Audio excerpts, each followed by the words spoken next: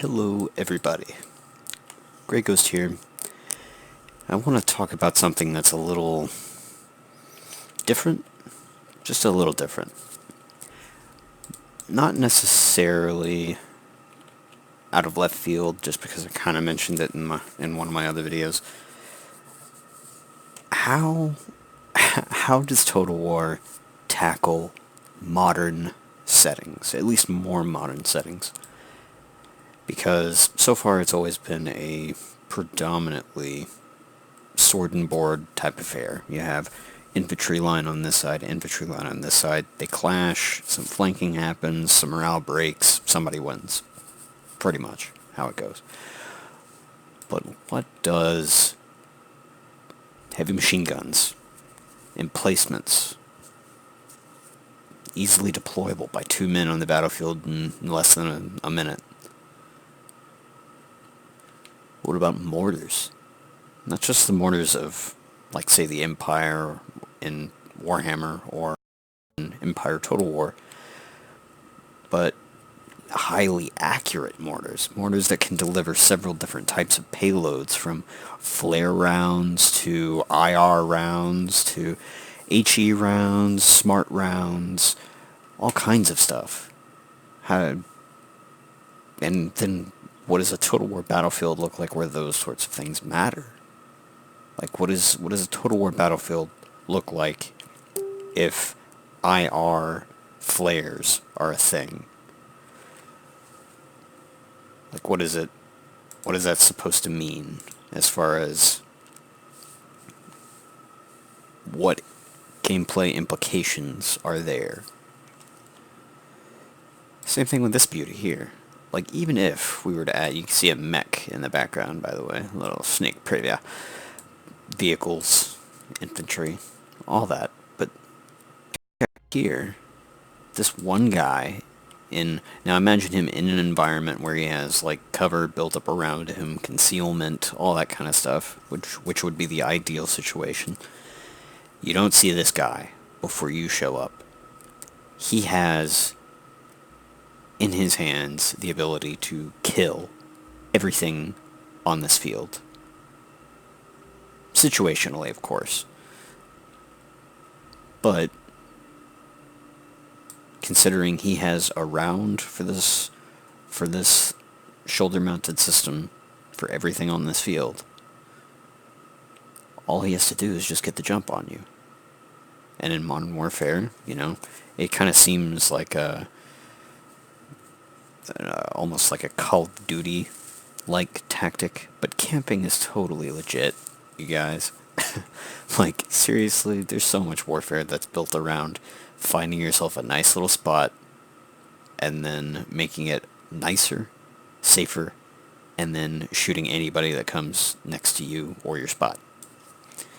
Now, that might sound boring to some of you, in terms of you're already drawing conclusions as far as what that means for Total War. And even then, like, we don't really know as far as what that, like, that's what we're trying to figure out. Like, I'm sure some of you already have so many notions as far as, like, what Total War must do in order to adapt to these more modern settings, but I'm here to tell you that that's not true. I'm going to give you at least some example of how they could be implemented, and it not drastically change the game, but still retains the flavor and the core tenets of being a Total War game, while also being fun. Because that's what I think a lot of people they get wrapped up in what they think would be fun, or rather, they get wrapped up in what they think the game would be, and then decide whether or not, that's a weird mask, decide whether or not the game will be fun after the fact. And I think that's the wrong way of going about it, because that's not how game design works. That's not how you design a game ground up. You can't just be like, oh, well, this concept's bad, and there's no way, it's impossible that anybody could ever make this game. That's not how they're supposed to do it, at least. Like, the most efficient way is, first, what game do you want to make, and then how do we make that game fun? And then that is the core philosophy that you build from.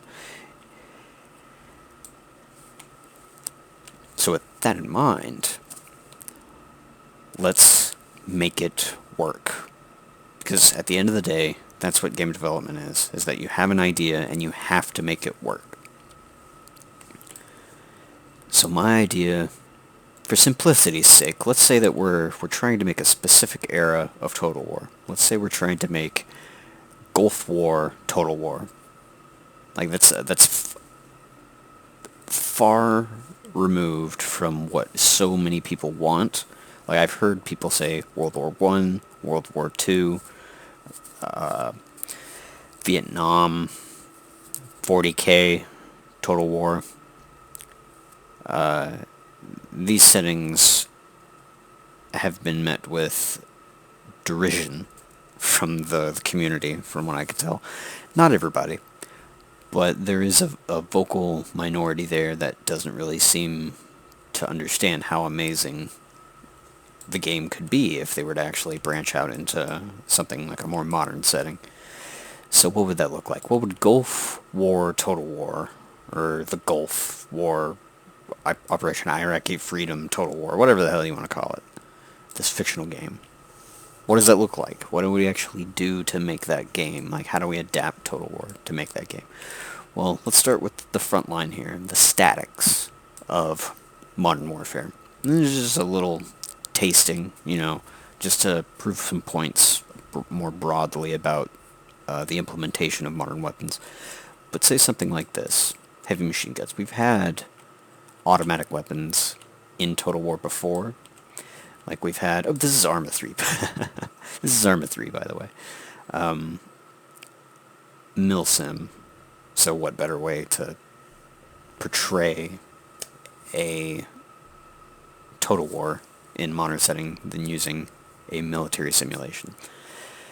Now, obviously, like this game has penetration values for each bullet. Like this, the modeling and the rendering on these objects is absolutely bananas. I'm in the editor right now, which is why the environment is so matrixy. But like these weapons are so highly detailed and rendered in a visual or a 3D environment in a sense that they have a presence all their own. So Total War is not going to simulate the velocity of each round accurately. Like I don't expect it to be Arma 3 levels of military simulation. That being said, these sort of static weapons have been in the game already in the form of puckle guns back in Empire Total War. In Fall of the Samurai we had Gatling guns. Now in Total War Warhammer 2 we have Rattling guns. We could just, do it like we would do any other Total War game and just have 4 of these guys, and then they're a little more spread out, and then that's the squad. Like they have a pack and an unpack sort of phase, like limbering for artillery, basically, where you're able to maneuver them somewhere into the battlefield and place them. But considering the actual power of these things, perhaps that's not necessarily the best way of going about it. Because overall, having these 4 guys like this, and maybe even having one, like you see, that's kind of the interesting concept of a modern Total War. Like, where do you actually draw the numerical balance? Because traditionally, Total War battles have been very bombastic and large, or at least that's been kind of the selling point in the past. They don't really ramp up the scale of the game anymore from title to title like they used to. But the overall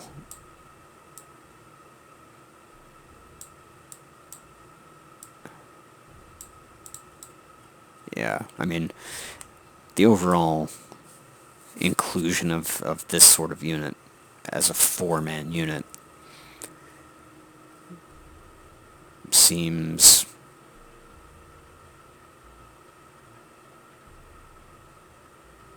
I don't know if I like it or not. I really don't. Perhaps it should be something like this.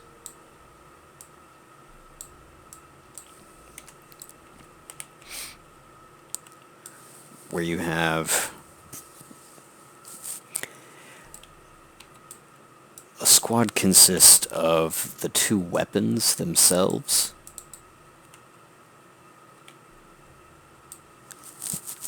but also, like in Total War, traditionally, you have them be, you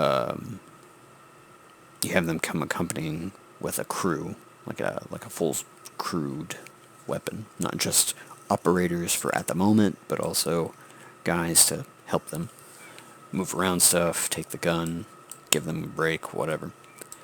Same thing with mortars, same thing with the stationary launchers. Now, right off the bat, there's another issue. Where does this belong on the roster as far as categorization? Because traditionally, like even right now, with warp lightning guns, with organ guns, with flame cannons, with all that kind of stuff, they're still just kind of siege units as far as Total War's categorizing of them is concerned. And that's kind of disingenuous to what they are.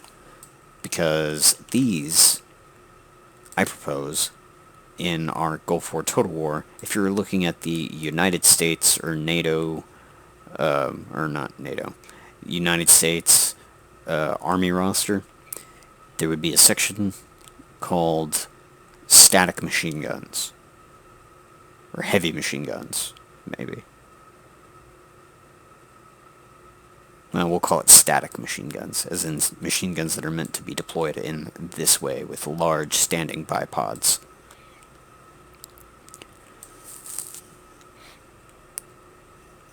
You'll have this unit here.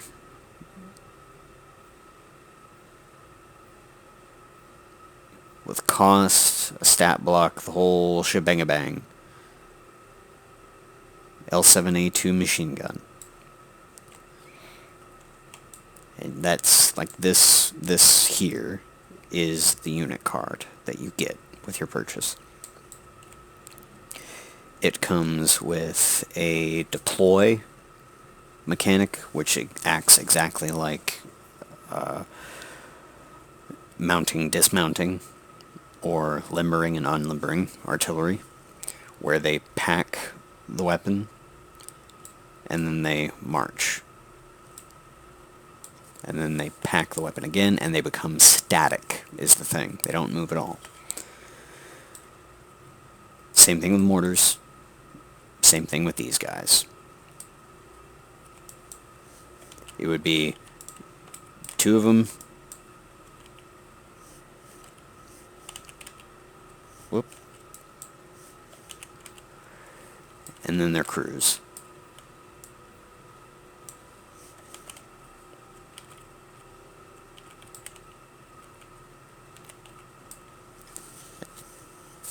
And that's, like I said, that's the unit card. They each have their own tactical variety to them.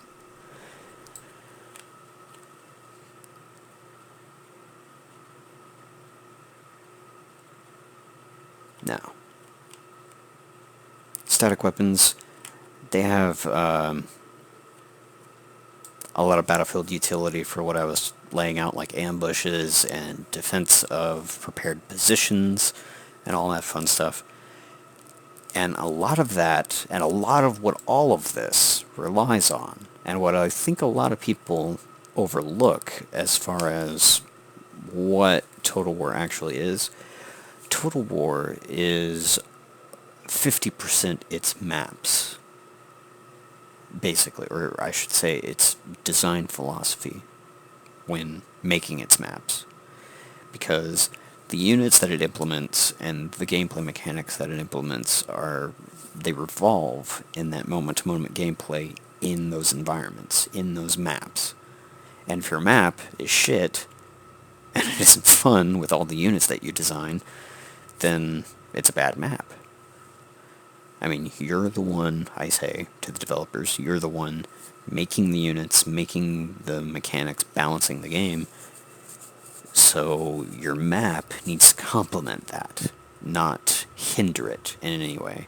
So that's why Total War doesn't have like completely flat maps. Like, yeah, that would be balanced for gameplay mechanics and gameplay purposes, but it also would be boring as shit. And we also saw that backlash whenever they tried to do that with sieges, where it was like, no, we need to make sieges more balanced or fun, or whatever their logic was. I don't remember. But it seems like it was meant to make it more balanced, where you couldn't just attack from any angle in a city.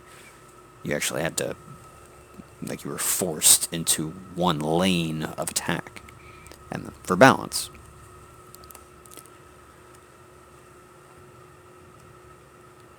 But these units, overall, especially, are highly dependent on the environment. Mortars, dependent on the environment, like if they don't have a hill to hide behind or something. Same thing with these guys.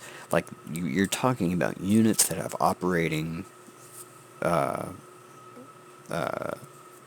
distances of kilometers. Like, the operating parameters of these weapons are measured in kilometers.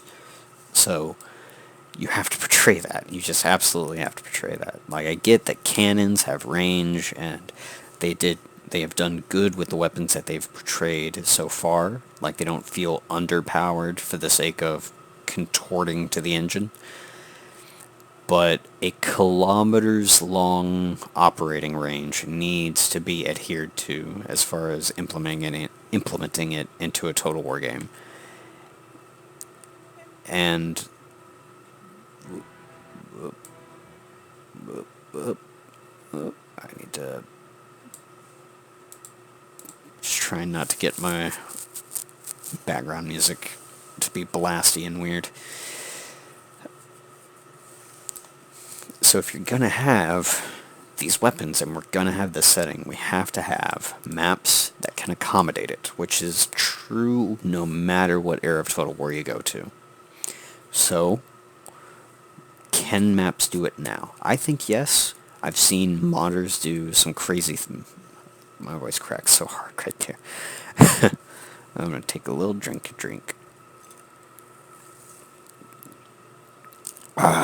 Bourbon. Oh yeah.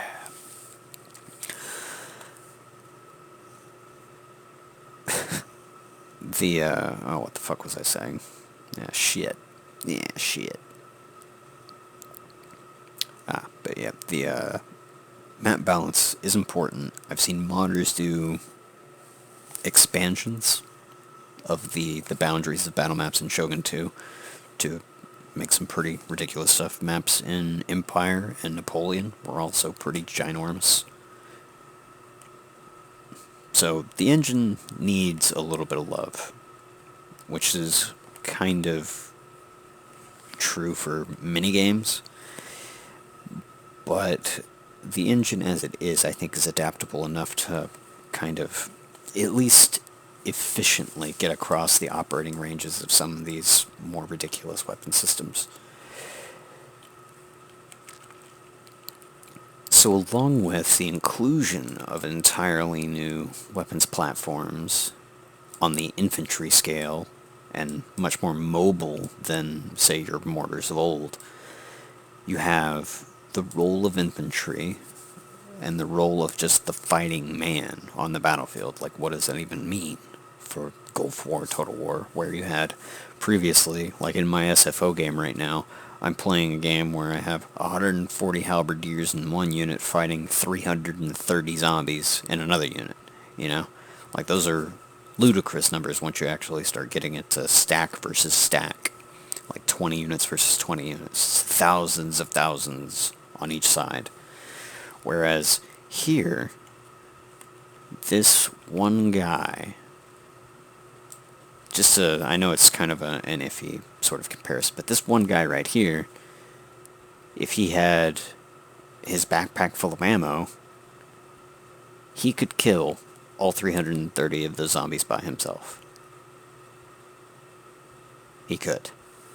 He has grenades, he has potentially, like this is all best case scenario, because I'm trying to make a point here, he has a launcher, we'll call it HE rounds, grenades, claymores, debt blocks, all kinds of stuff. Because the modern soldier is so much more adaptable, so much more deadly with their skills, but their kit. Technology and civilization has produced kit now that is deadly in a way that is staggering. Because, I mean, think about it. This guy right here with his launcher, not only could he kill 330 zombies, he could potentially pop every single vehicle on this field right now. He could kill that squad in front of him with a well-placed HE round from that launcher. He also has NVGs. He has optics. Like, are these things that could be simulated? Like, I think it would be interesting if you take off the optics, you take off all the gear, and then in our Gulf War Total War, you have that be representative of the upgrade system. So you have your basic model gun, and as you have your building or whatever, your research that increases your access to weapons upgrades, you retrain your guys or do whatever you have to do to get them the upgrade. So they spend a turn in the city or whatever, and boom, they get their optics, they get their next level of gear, and this is what it looks like.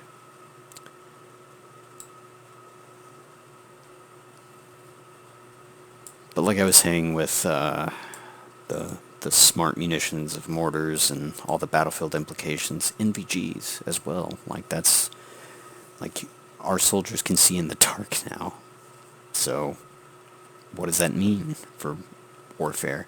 What does it mean that this one guy has a launcher that could fire a parachuting drone that has a camera on it that gives you line of sight? Like, that's a fun thing potentially for Total War. But these guys can dig holes in the ground and be basically invisible unless you're right on top of them.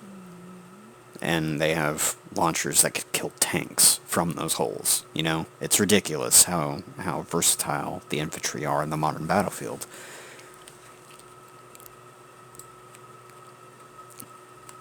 So how do we do that with Total War? Like, do we actually pack them full?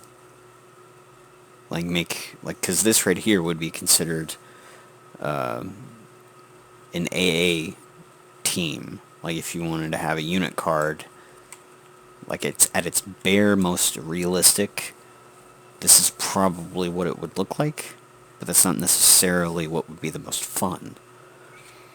So you have these units be your core, what the actual functionality of the unit card. This is where it lies right here, and is basically in these launchers and in the commander, because he's the one choosing what to do.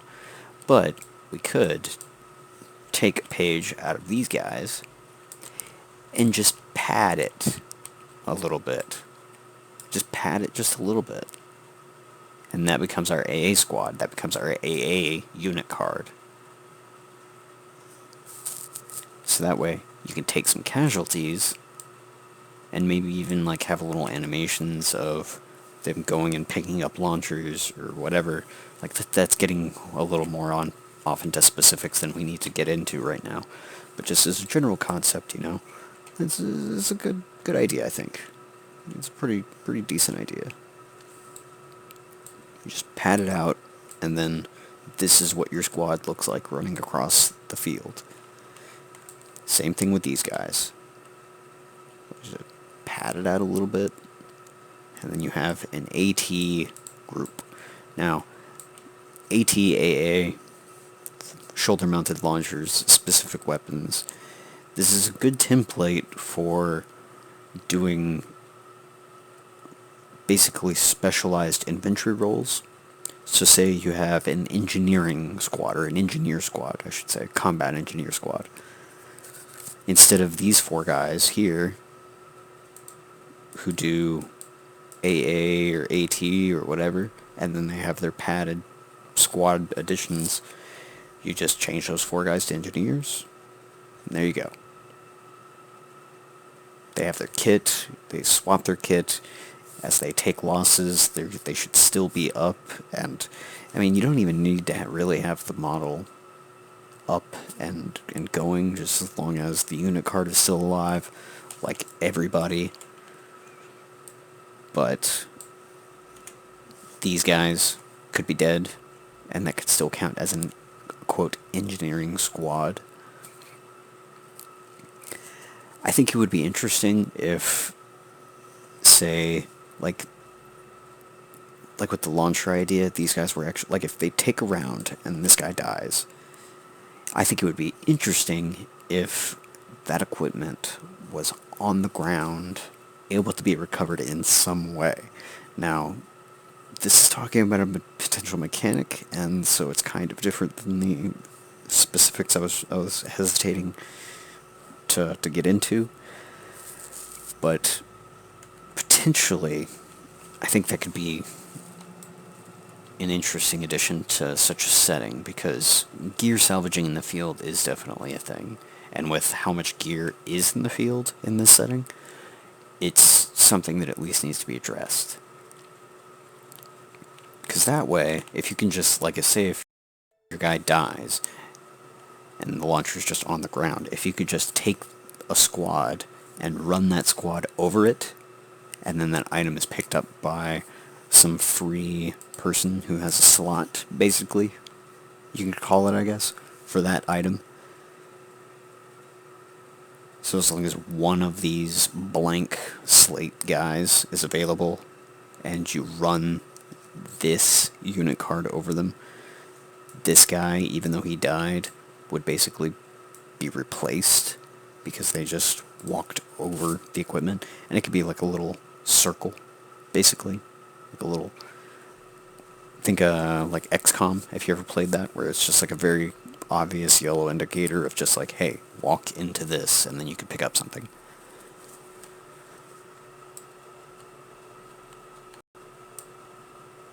Could attach that to the UI overlay, where it's just a button that you hold to look at equipment that's on the ground. But like I said, getting into specifics, way too early. But yeah, you get into just your standard fire teams as well. Just these small squad operations. And that's really, like I said earlier, the stick-up point, mainly, of why this setting, why modern settings in general are kind of iffy with Total War, is because there are scenarios where you can conceivably think of scenarios where you want somebody to just, one guy, to just go over here and watch this corner.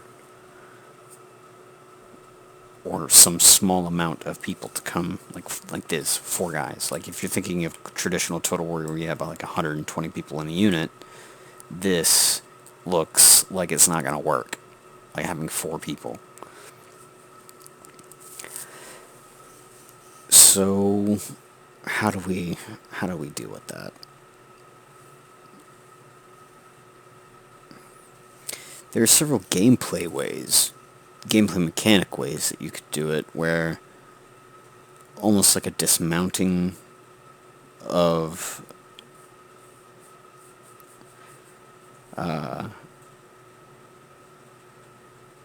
units like Cav, you have them, one unit become 2 units, almost, or one unit split a piece of its, in air quotes, health bar off, and that becomes its own separate entity on the battlefield, and you just get another unit card. Almost like you're summoning a unit, from Warhammer 2. You just get the unit, and it's just tagged on to the end of your unit cards. Now, obviously, if you're able to just do that with all units, that can kind of get iffy very quickly, I think. But that's also a lot to micro, so you're kind of taking that on yourself if you really want to play that way. I don't really see why you would, but I mean, I guess you could if you really wanted to. I mean, something like this would be the standard squad in Arma, like a 10-man squad, roundabout.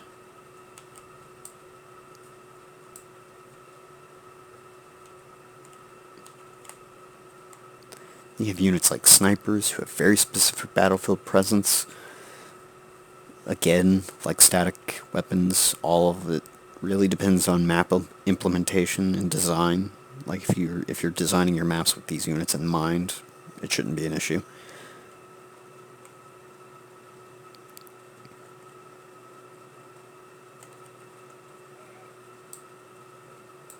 Drones and their operators as well.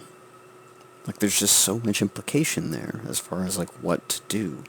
And then you have your potential for naval warfare, which we'll touch on in our next episode. We're going to call this part 1 of modernizing Total War. But yeah, like, how do you implement these things? Like, all these infantry that we're talking about over here, they're going to need a ride. They're absolutely going to need to get there. So how do we... Are vehicles single entities in our Total War, Gulf Total War? Maybe. I don't know. I always like the idea of having squads of vehicles in threes with Total War, just because I think that would look cooler, to put it simply. But that also will probably wildly unbalance the game.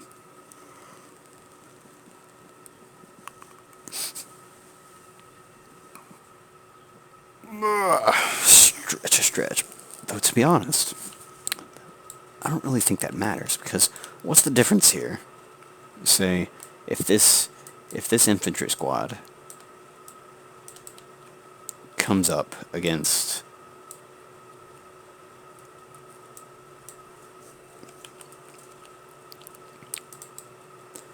this squad. Okay, we're skipping something rather important. Let's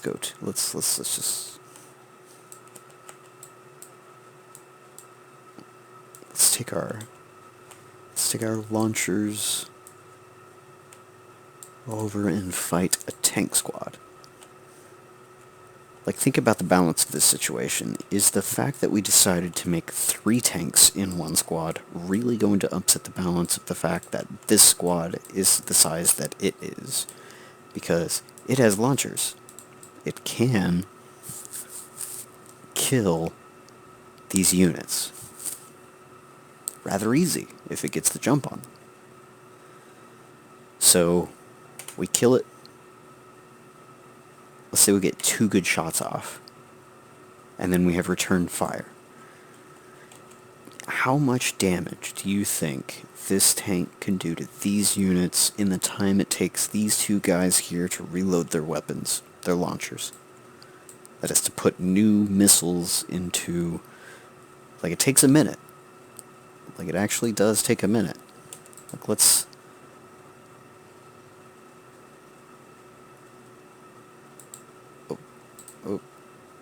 Oh, damn it.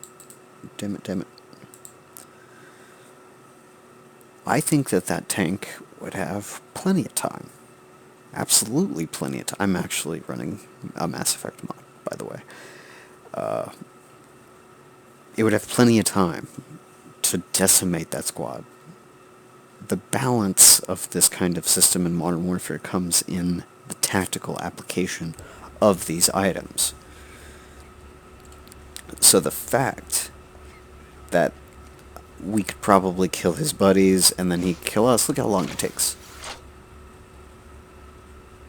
Like, that is a tank shell and then several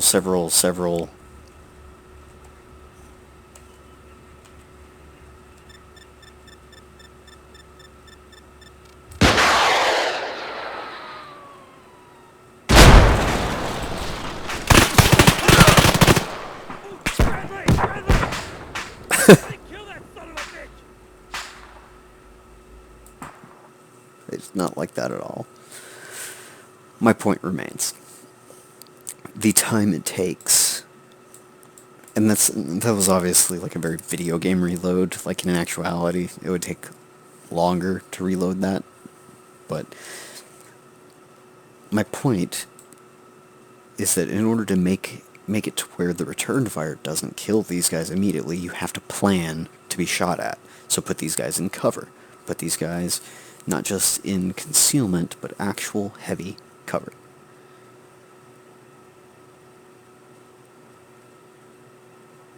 That's how you balance that.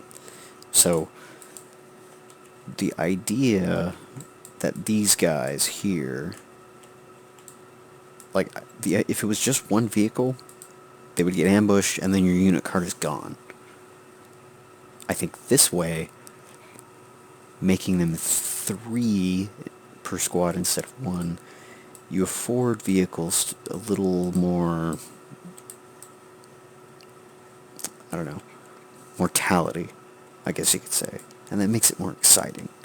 Like, you can lose a couple vehicles and it's not the end of the world.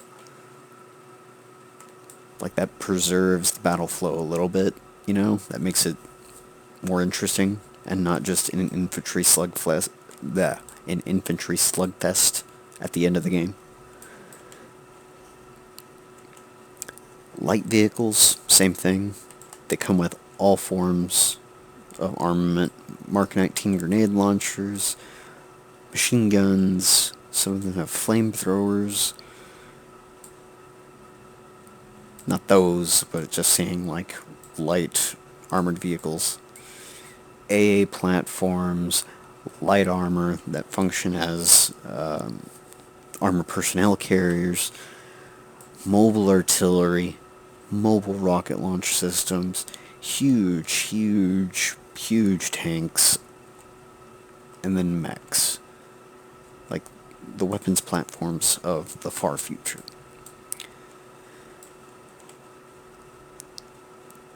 The kicker for most of the implementation of these sorts of things, like I said, maps. Maps. And Total War has already proven that in terms of something like, say, World War I, trench warfare, it is already very well suited to it, but something like modern warfare needs a cover system. That is a point that's brought up all the time in this discussion, is that a cover system is required. Yes, I agree. Total War already has one, is my response. There is absolutely, within the engine, the capacity for just having more anchor points on more of the environment, so that when you're mousing over the environment, just like in Company Heroes, you see snap to objects, and then you click it, and they go jump into cover. You just need to refine that system a little bit more. Like, we've had barricades in Total War Attila and Three Kingdoms. We had just all kinds of walls that we've been able to put our units on, and they've taken cover. Now just imagine the wall, but your guys are on the ground, or in the ground in a trench. Same shit. With garrison buildings in Empire Total War, Napoleon Total War, it's there. It's absolutely there, and it's absolutely feasible.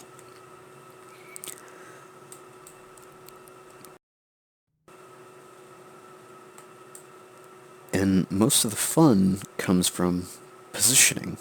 Like, that's what tactics is in a lot of Total War games, as far as where you put your guys kind of dictates how well you do. Like, even just having a good grasp on that one aspect of the game kind of puts you ahead of a lot in combat. It's very much the same thing here, and turned up to 11, where you need to learn where to put your guys so they don't get blasted by all this shit on this side of the field. So in the next episode, we'll talk about maps and how our Gulf War Total War would actually look on the battle map, and what some of these units laid out here in these sorts of formations would look like. And we'll probably go through something like a mock battle, almost like a chess version of a mock battle war, where we'll move these units a certain set amount of ways and then sort of make up rules, kind of, as we go, just to kind of show what the moment-to-moment gameplay potentially could look like, and equating it all back to stuff that we've seen. And yeah, I very much look forward to by the end of this series, you'll all be clamoring for the same thing that I'm hoping to make you clamor for. That is 40k Total War. I think that if you're not excited for the potential of 40k Total War, you are not paying attention, and you are working against your own best interests. Especially if you're trying to tell me that Total War 40k is impossible, or it shouldn't be done because it's just the setting isn't suited to Total War. If you're trying to tell me that, you're just being ridiculous. And by the end of this series, I'm going to have you wanting not just Total War 40k, I'm going to have you wanting Total War Star Wars, Total War World War II, Total War Halo, Total War all kinds of shit.